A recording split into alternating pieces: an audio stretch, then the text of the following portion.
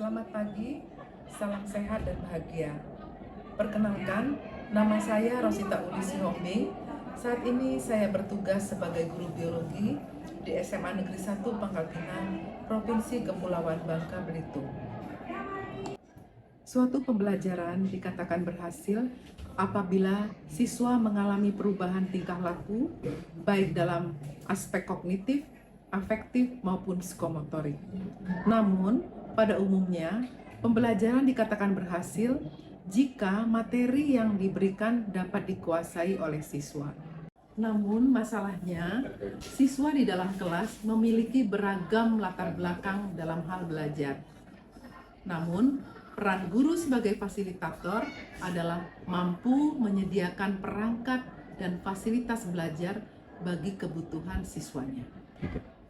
Upaya awal yang saya lakukan untuk merancang pembelajaran yang sesuai dengan kebutuhan siswa adalah melakukan tes diagnostik kognitif maupun non-kognitif. Hasil yang diperoleh adalah memahami materi awal. 35% siswa memahami sebagian materi awal, dan sisanya 18% siswa perlu pengurangan materi awal. Sedangkan untuk gaya belajar, terdapat 46,4% siswa yang senang belajar secara kinestetik. 29% siswa senang belajar melalui gambar dan diagram atau visual. Dan 24,6% siswa mereka lebih senang memilih belajar mendengar secara lisan atau berdiskusi atau yang biasa kita sebut auditorial. Tantangannya adalah materi biologi, anatomi, dan fisiologi itu dalam 1 tahun materinya sangat padat. Dan proses biologi harus dipahami secara komplit, serta banyaknya istilah Latin yang harus digunakan. Tantangan lainnya adalah dibutuhkan media belajar yang mampu membuat siswa termotivasi saat belajar biologi. Namun, beberapa media ajar atau bahan ajar seperti carta atau atlas yang tersedia di dalam laboratorium sudah rusak atau usang. Pembelajaran biologi yang saya kembangkan diberi nama Berbisik, Belajar Biologi Asik, di mana pembelajaran tersebut terdapat pengalaman belajar berdiferensiasi yang membawa siswa ke dalam konten nyata. Tujuannya sebenarnya adalah untuk memotivasi siswa supaya mereka senang atau asik belajar biologi, karena mereka sedang belajar mengenai tubuhnya sendiri dan segala proses yang terjadi di dalamnya. Hasil belajar bermanfaat dalam kehidupan sehari-hari. Sebagai alat bantu untuk belajar dan latihan di rumah, maka digunakanlah aplikasi belajar, yaitu aplikasi belajar Atlas Anatomi 3 Dimensi. Aplikasi ini dapat diunduh secara gratis di Play Store atau App Store. Untuk kebutuhan itu, saya berdiskusi dan dibantu oleh guru biologi maupun guru informatika.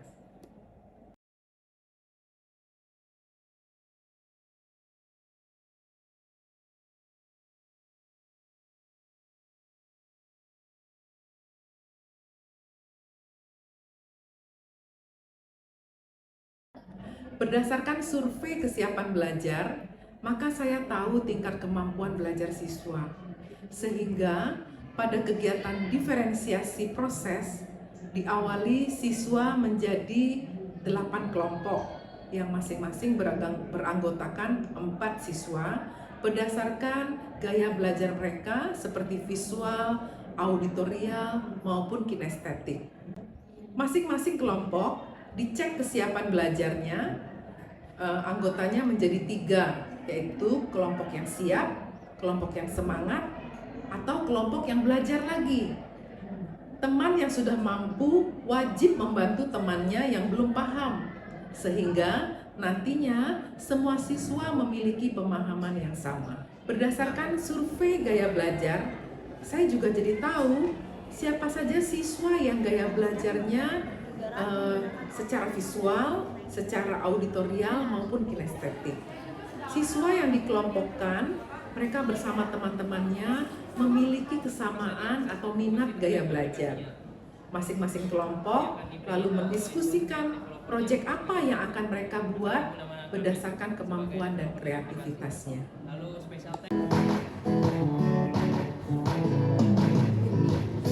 Nama tubuh manusia ada dua,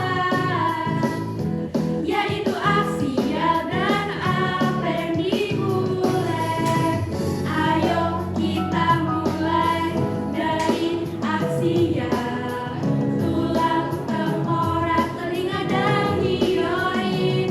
Oh, tulang belakang, dada, dan rusuk. Respon siswa dalam kegiatan terkait praktik belajar biologi asik atau berbisik berbantuan aplikasi belajar Atlas 3 dimensi adalah sangat positif. Jika sebelumnya siswa merasa pesimis dapat mengingat atau memahami materi biologi yang sangat banyak dan padat serta rumit, maka setelah mereka menggunakan aplikasi dan kegiatan belajar diferensiasi ini, mereka menjadi mampu menguasai materi biologi dengan baik. Dalam hal ini adalah sistem gerak manusia.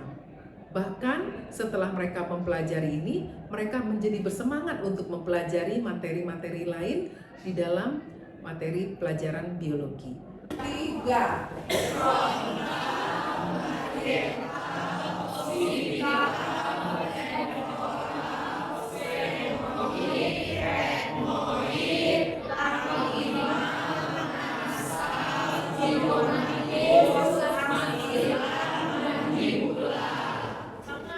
Pembelajaran yang dapat disimpulkan dari keseluruhan proses ini adalah memang materi biologi terkesan agak rumit dan materinya cenderung berpacu kepada hafalan, istilah-istilah Latin, dan pemahaman yang kompleks terkait dengan proses-proses biologis pada tubuh makhluk hidup. Terkadang pembelajaran yang seperti ini menghilangkan semangat saya bahkan sebelum belajar biologi di kelas.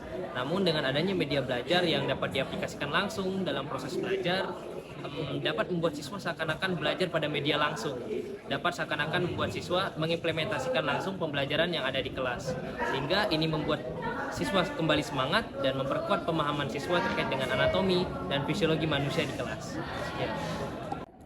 Selain itu, dengan menerapkan pembelajaran berdiferensiasi, keragaman siswa dalam kesiapan belajar, minat belajar, gaya atau cara belajar dapat terfasilitasi dengan baik. Semua siswa menjadi terfasilitasi kebutuhan belajarnya dan guru dapat mengetahui apa yang perlu dilakukan untuk mengatasi keterbatasan atau kelebihan siswa di kelas.